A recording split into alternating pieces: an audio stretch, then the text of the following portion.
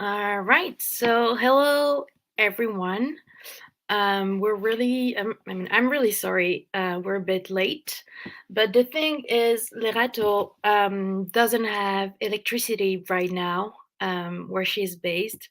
The current has been cut off at the moment. So, we're trying to connect with her, but we've been trying for the last 20 minutes and it doesn't work. It's what happens sometimes with these live events. So, the options that I have to offer you right now would be that we will reschedule and organize the interview. Just Lerato and I record it, and to all the people organize the interview, just Lerato and I record it, and then we will share the link to everyone who registered. Um, I am really sorry that this is last minute, but none of us could predict that Lerato electricity would be cut off. It's apparently pretty common where she's based at the moment, and she's not coming back. So, yeah, I'm really sorry. We'll let you know. I will send you an email right now, tell you when we will reschedule and how we will do it. Thank you for signing up and showing up anyways. Our next event, hopefully, what will really happen, the guest is not based in a country where the electricity is cut on a regular basis. So, it will be on the 21st of February. We will update you on everything. Again, I am really sorry that we have to cancel tonight, but this was really out of our control. So have a good night or day, depends on where you're going. And, wait, is Lerato coming back?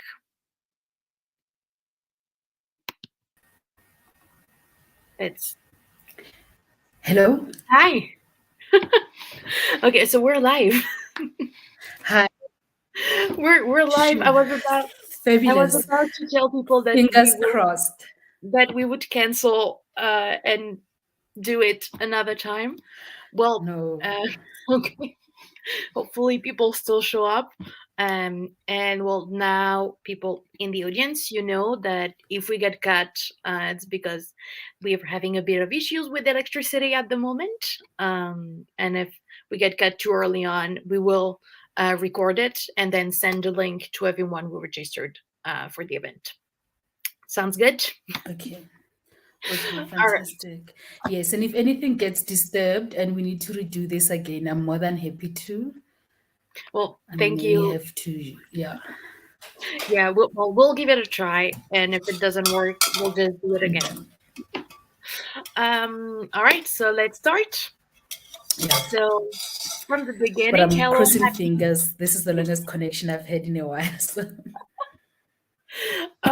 So for the people who never participated in our online event, my name is Méline Lafabrie. I am the founder of Idoni, which is an NGO that is building right now. We're really new, a community of journalists and agents of change working on topics related to war and conflict and social conflict too. And our goal by doing so is to foster conversation, to exchange ideas, experiences, advice, and even maybe help a few collaborations start with the hope to create a more constructive and inclusive journalism on these topics, which is very much needed, if you ask me.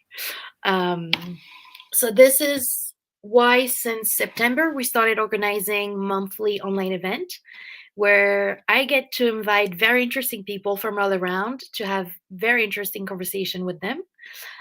We've decided to start the year 2023 by talking about narratives. And today I am very happy to have Lerato Murate with me. Hopefully she will stay on so we can talk.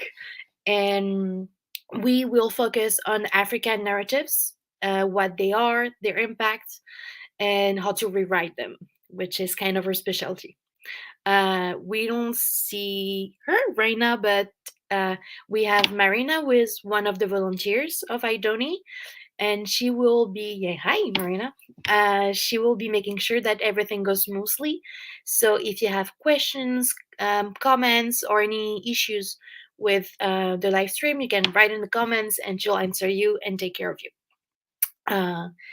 So let's start. Lerato, can you introduce yourself, please?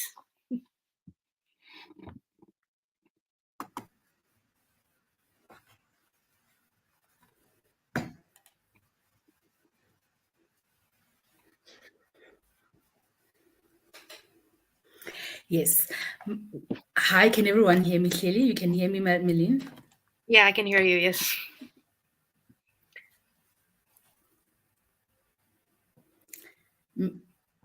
Fantastic.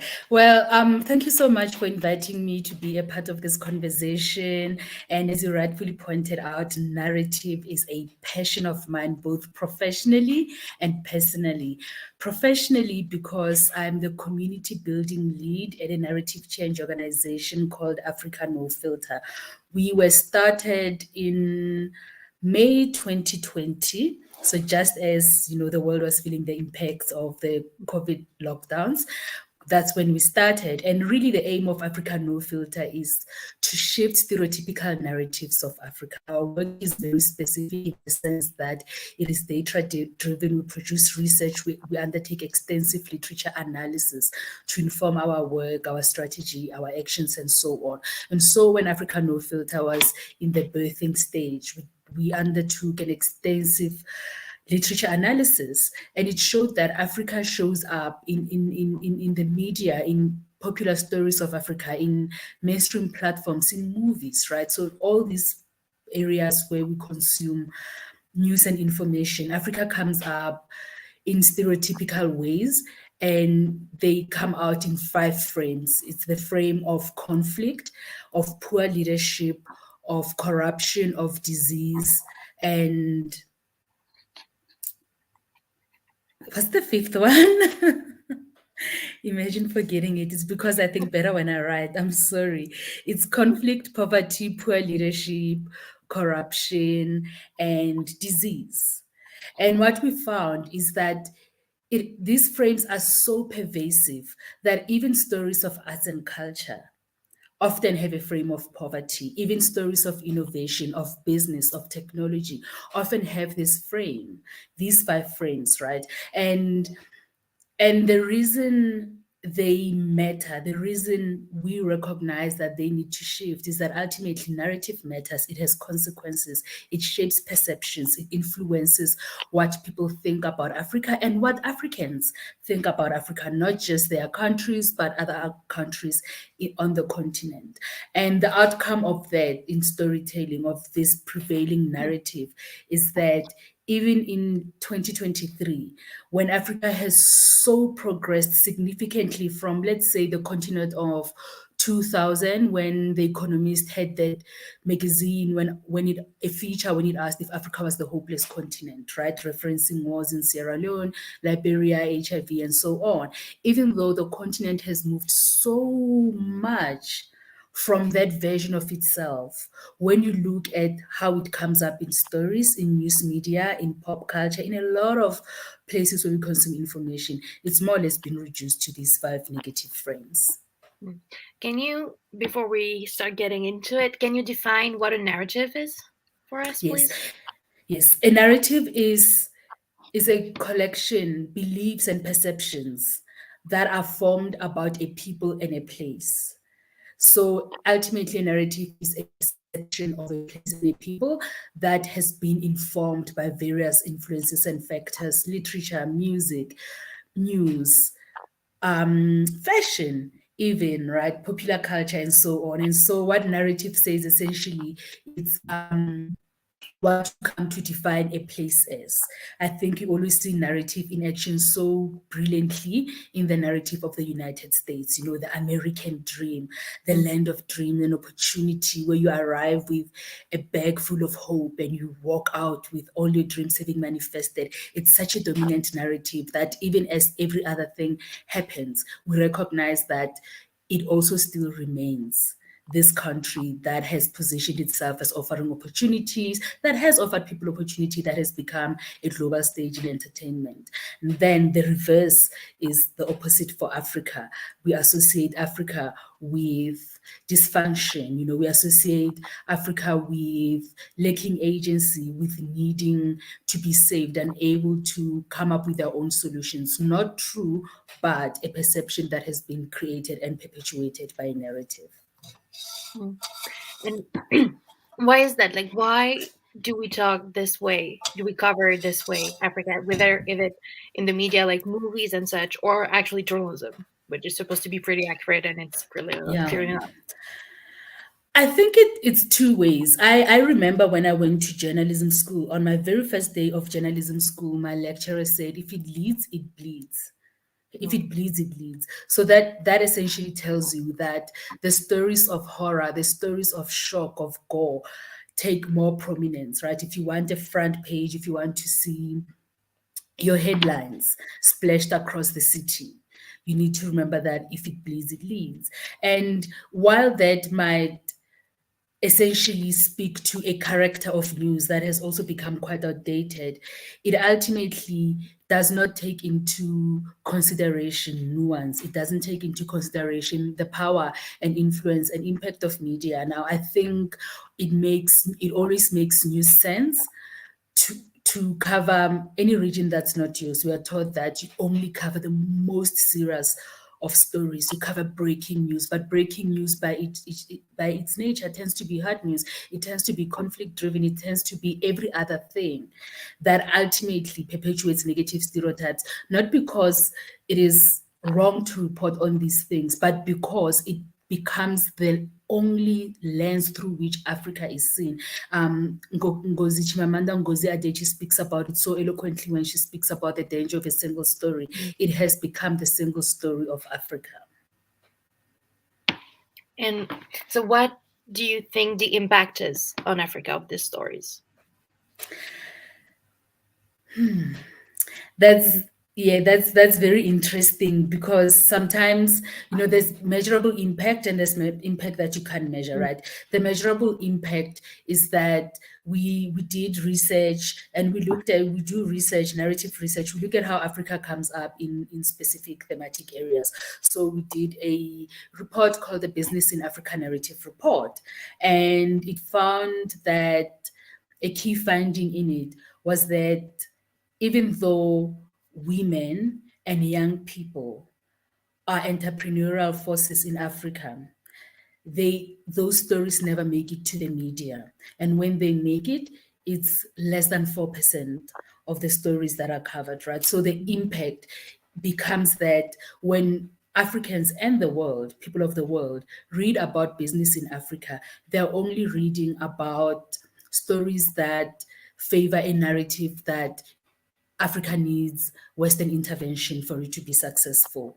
And so what that happens is that countries, societies, and people fail to see themselves as they are authentically, right? So for instance, as an African woman, for me to see myself authentically in stories that are told about African women, one of the things that I would know from the media is that Africa leads the MasterCard Index of Women Entrepreneurs globally, that young Africans, or is it just African countries, search for entrepreneurship more than any other place in the world, like more than any other continent, right?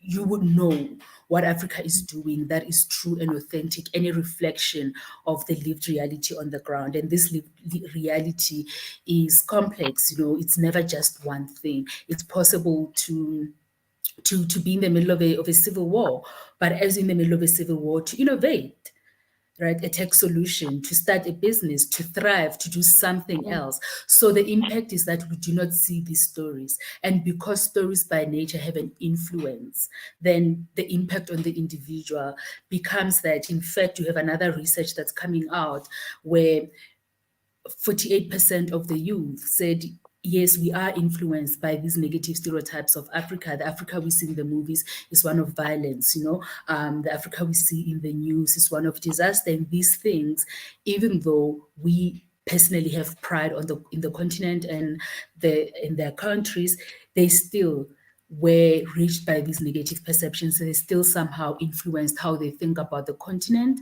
and about their own countries. And those narratives, are they perpetrated only by people who are not from Africa, so basically mainstream media, or also African journalists? African journalists. This is not, this is not a scolding at global media. I think it is just a media phenomenon. So here's what happens. We researched how African media covers Africa, and then we found that a third of the news that African media writes about the continent is sourced from global platforms like CNN, like BBC, right? And they have a very different news agenda.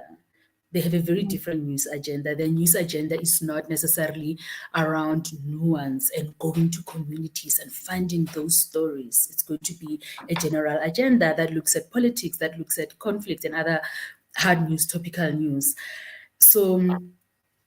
So then we found that what was really important was that it ultimately the news filters from global organizations, it filters down the continent through to the continent through media organizations and platforms and companies that then take content from these global sources. So then that is a challenge for African media, of course, right? But then what is the challenge? What is the solution?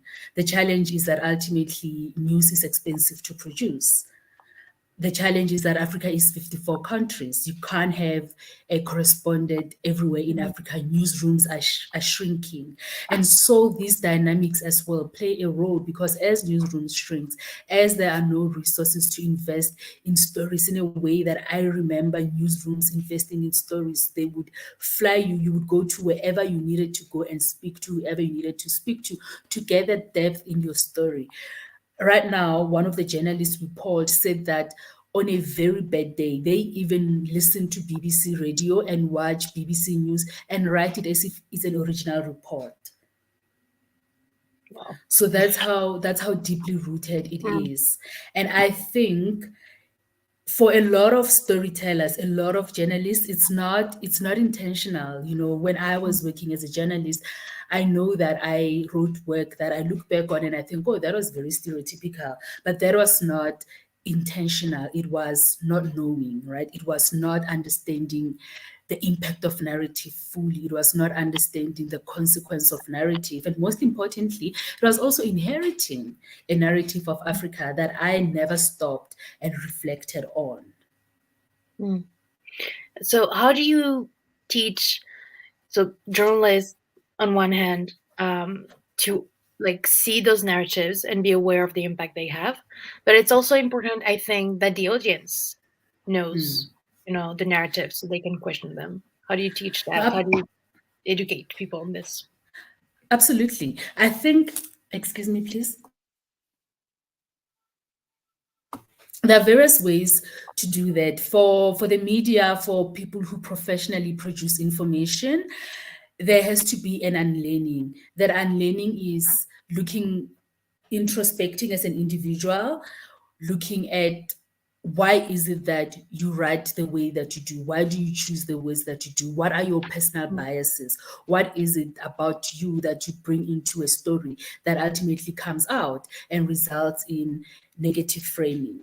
And then as professional, we also have professional tools. One of them is called the Ethical Storytelling Handbook. Another one is called Why Change the Way We Write About Africa. And in these hand guides, we offer a checklist that journalists can work with to see that their work is truly representative. And representation is really nuanced. It's not just writing a story that is not stereotypical.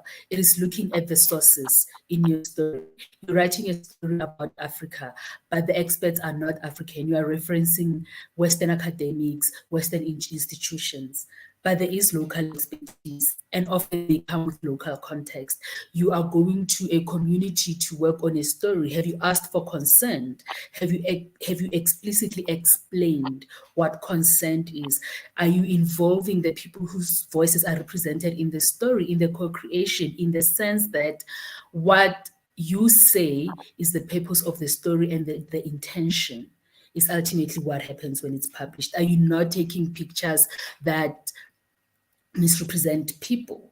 Misrepresentation, for instance, we saw this a lot with the differences in how the New York Times would cover conflict and terror in Africa and terror in the US. When there was terror attacks in Kenya, the New York Times used pictures of people who had died, and they were splashed across the paper. But when they were reporting a gun shooting in the States, that was not the case. There were no bodies of dead people on the front pages, because it's also about human dignity. So not othering others means that you understand that where you recognize that human dignity is important for people like you also understand that in fact it is universal and applies to other people, including people in the global south, and the stories that they are and how their stories are told. And how, do you think it's important also to teach the audience how to recognize those narratives so they can kind of march away and look for different ones? Yes, absolutely. And I think what's been amazing about teaching an audience is that we see, as particularly with social media, that people are starting to question stereotypical representations of themselves, and they're able to call them out. They're also able to create content that best represents Africa, or that represents their countries, or represents a version of who they are that they want to see showing up authentically on social media.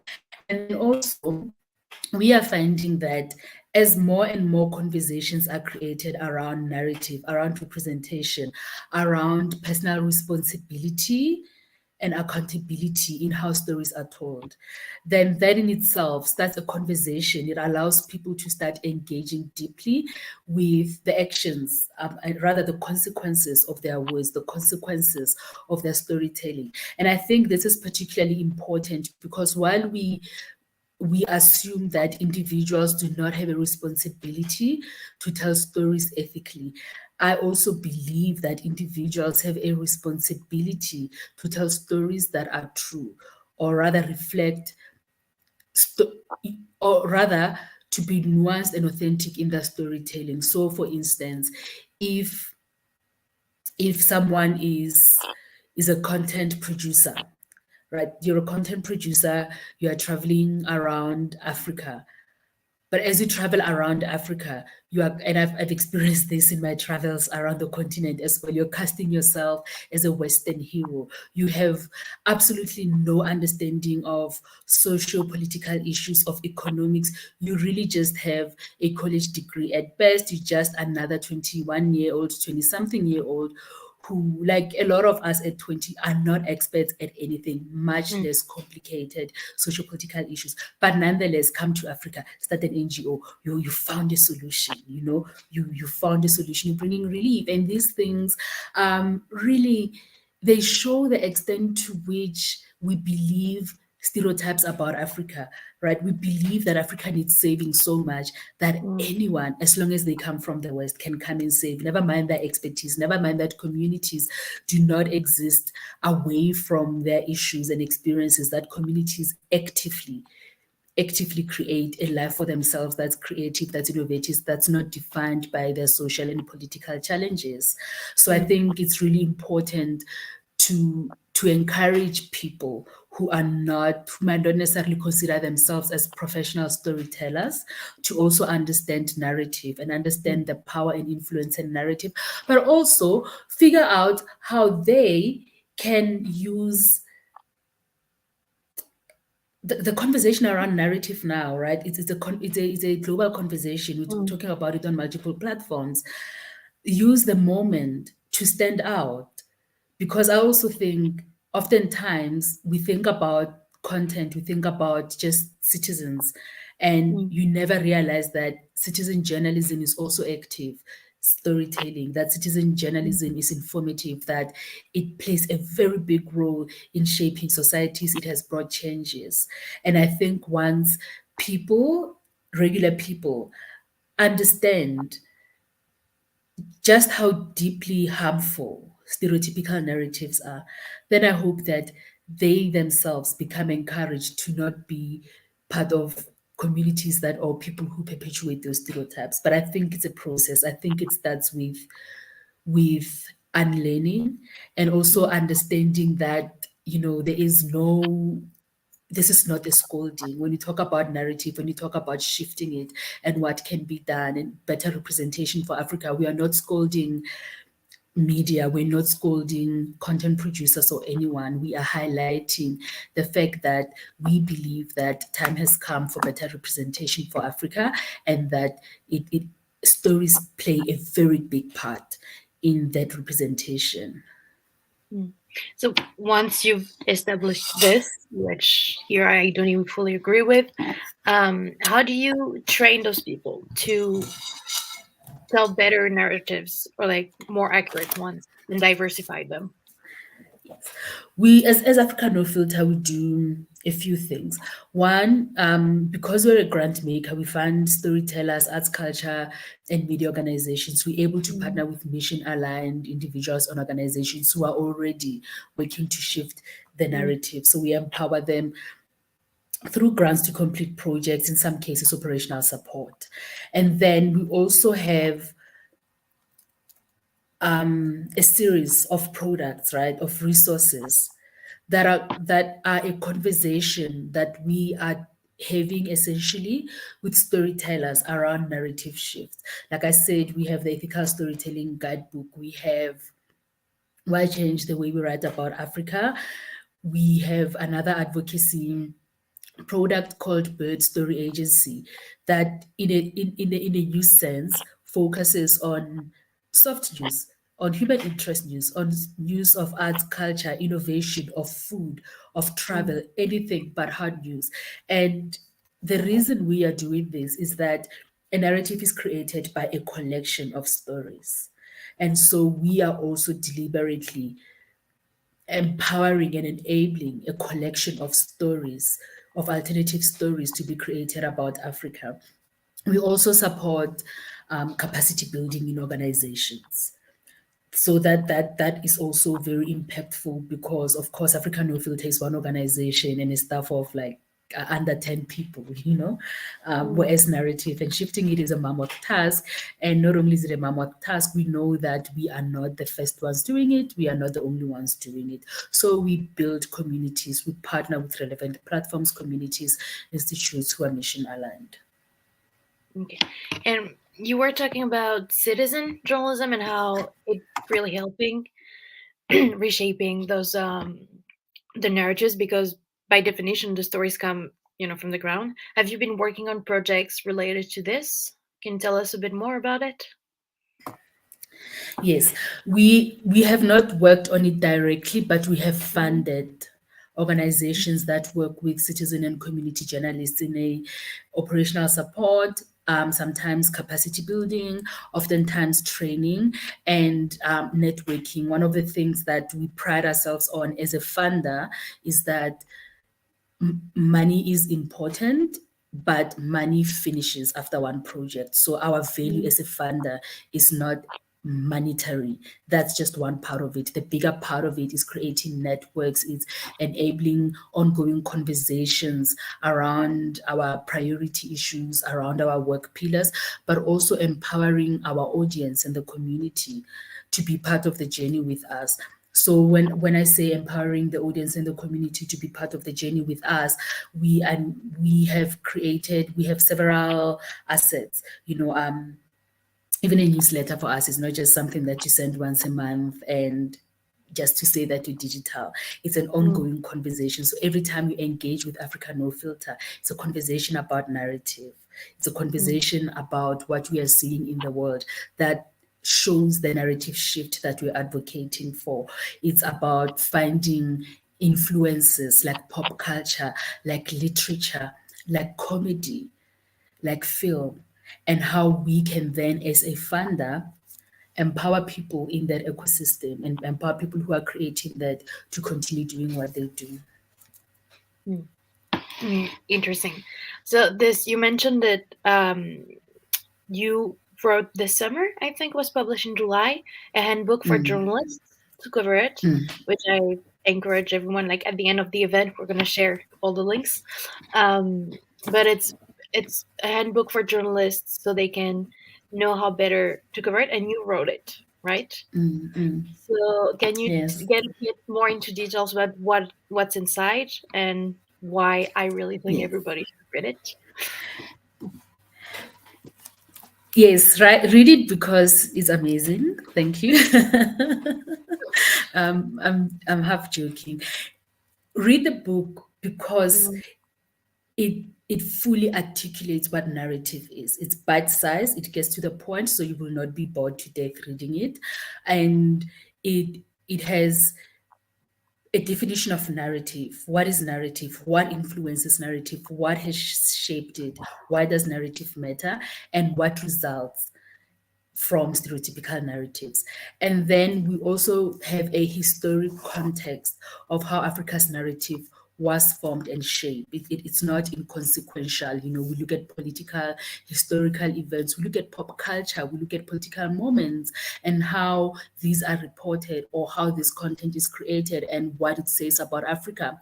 Because ultimately, media is influential, history is influential. So if Hollywood still shows Africa as primarily through conflict and dysfunction, that is the perception that gets repeated almost all the time there's a movie. I'm not saying this is the truth, right?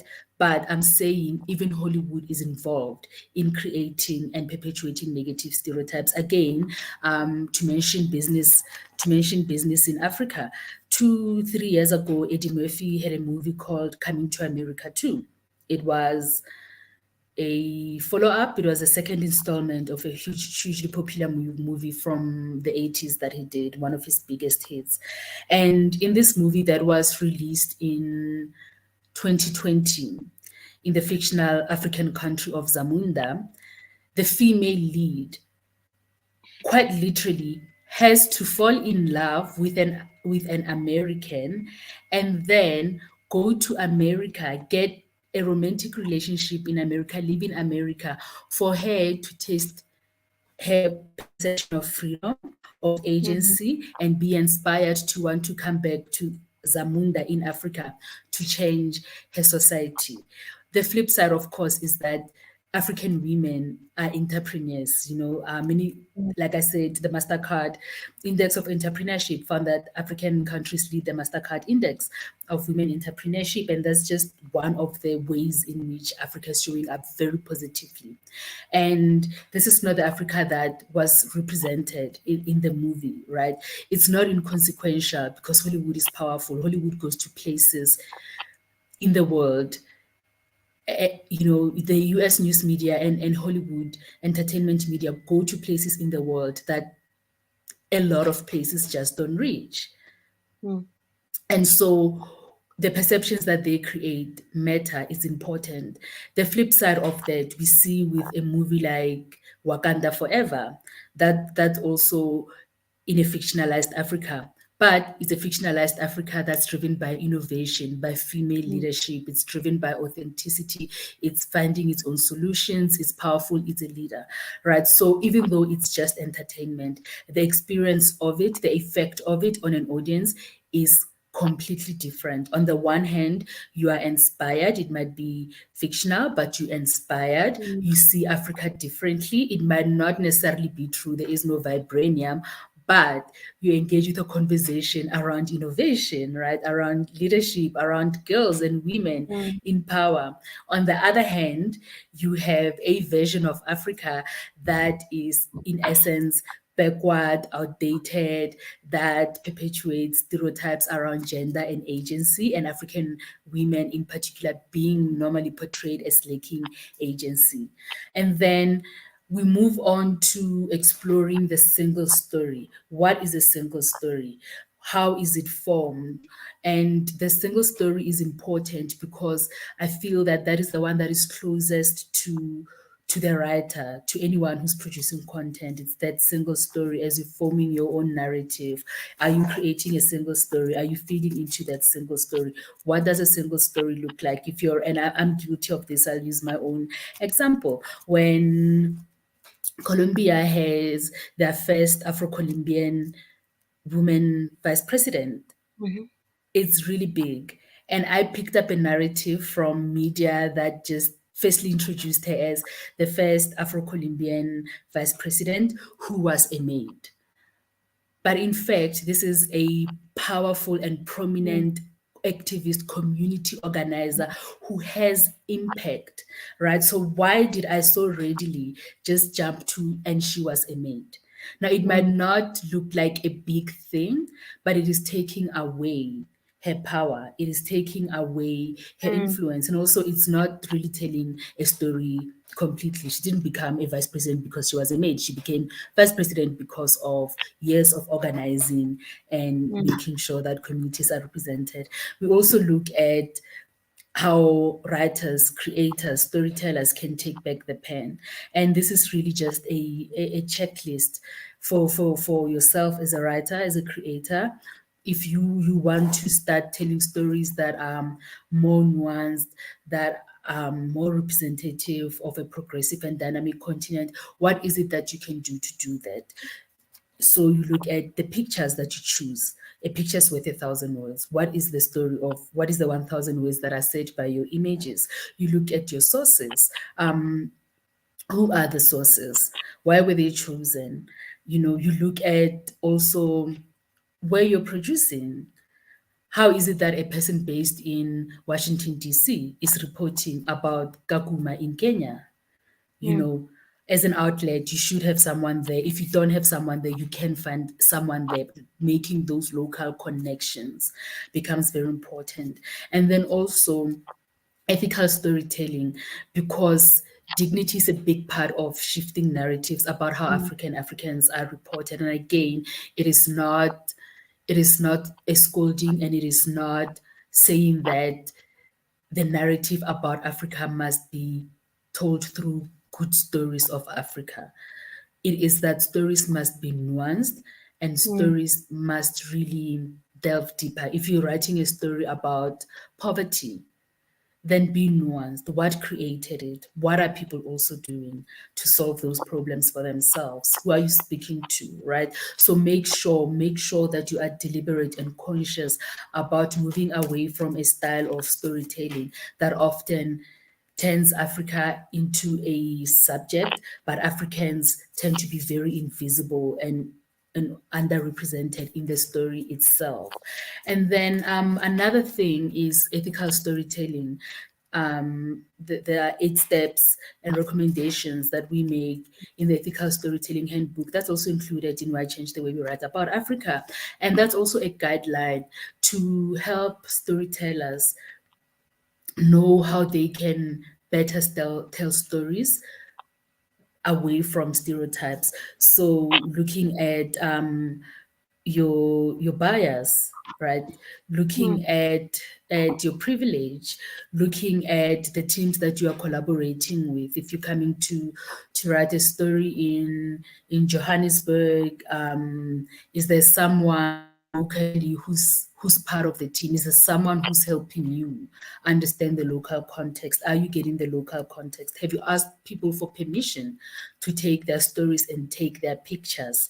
Are people aware that when you say this is going to be used in the newspaper tomorrow, are they aware that you mean that it is going to be on the front page for all the world to see, right? So that the dignity of people, the humanity of the people themselves is respected. Okay. Very interesting. I'd like to come back a bit because, as you mentioned, that telling the whole story of people in the whole diversity is also giving back power to people in the way they perceive themselves, in the way others see themselves, and how they're going to interact with them. So, can you develop a bit on this, because those narratives, they've had an impact on how, like, I'm guessing investors decide to invest or no in Africa, political decisions and such, which impacts greatly the people and the land. So can you go back with like those power and dignity, and how it really matters to tell the stories the good way, to give it back to people?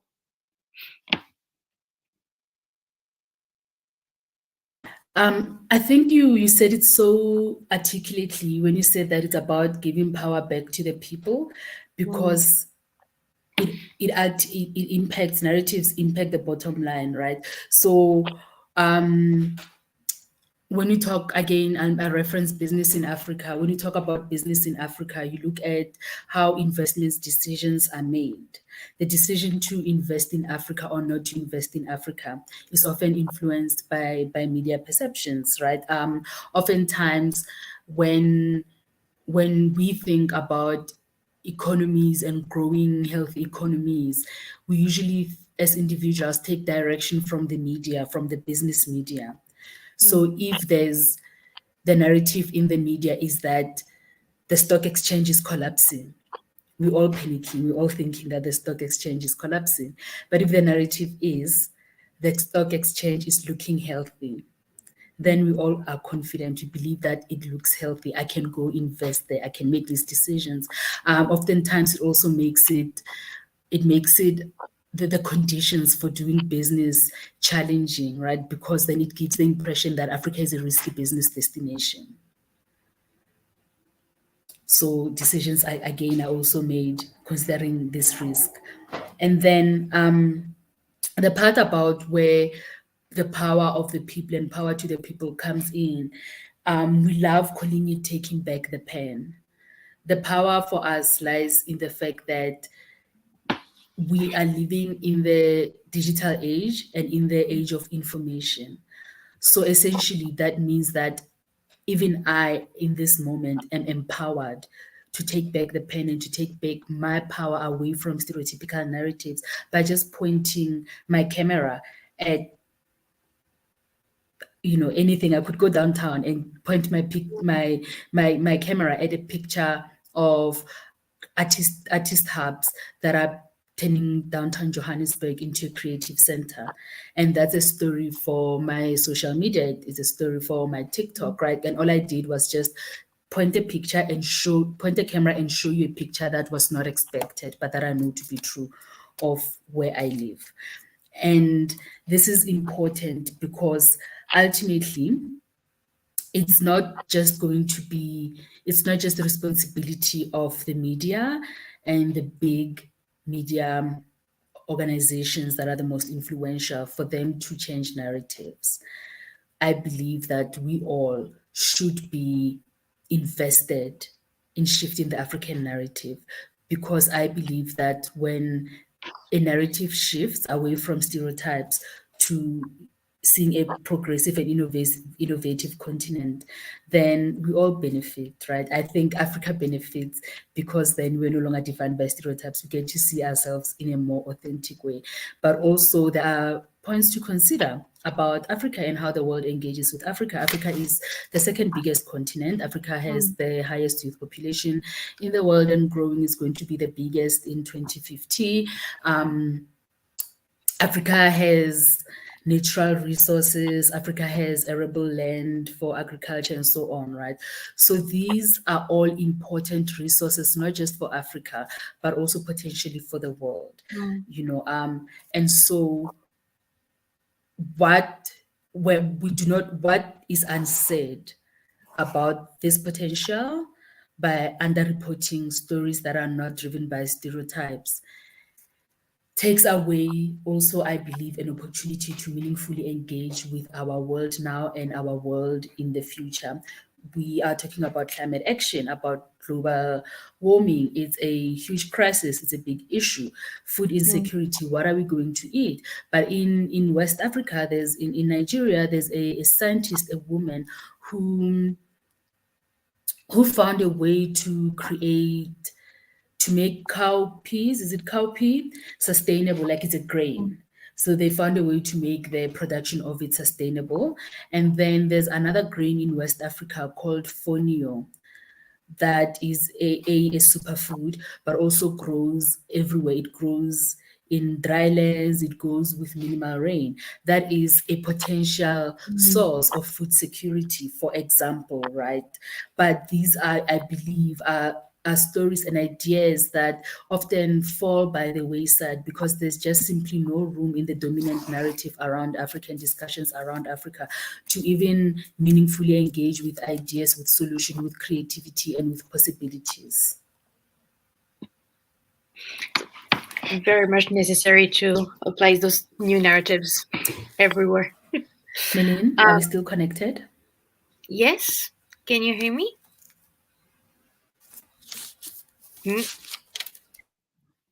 Are you here? No. All right. Well, we managed to do most of the interview and still have very interesting inputs. I don't know if she's coming back. No, she left.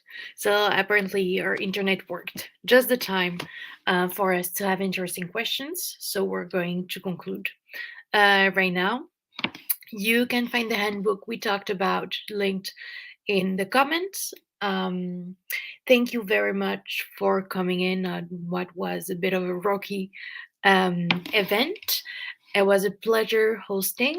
If you have any questions for Lerato, we can transmit them and then we'll share them on our social media platforms.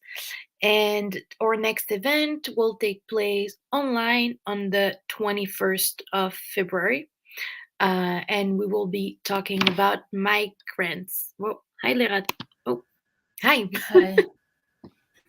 Well, I was saying that we got lucky that we had you for such like 45 minutes straight without any issues.